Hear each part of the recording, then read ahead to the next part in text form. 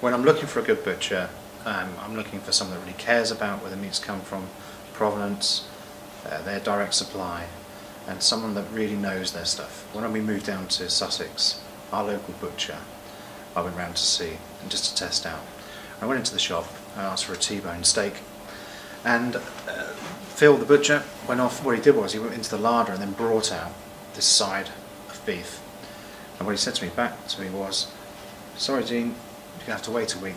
This meat is not ready for you yet, but it will be next week. Come by and pick it up."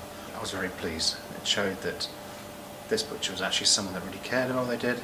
They weren't just going to let me have something just because I wanted it. So that was great. Yes, a good butcher can give advice on cooking good cuts of different types of meat, especially the unpopular ones. So anything that's kind of from the neck or various parts of the body that people kind of scare away from. Anyone that really loves food, really cares about where this thing comes from, and also using up everything in the carcass that's available.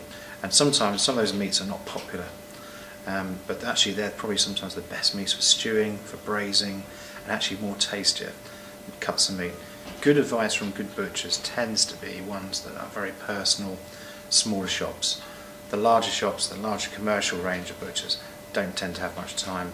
A smaller shop, they normally supply some of the good eateries, some of the good restaurants, and they've normally got a kind of a story going with some of those restaurants because they'd like to recommend that actually it's my meat that's providing the food for that restaurant that's doing so well.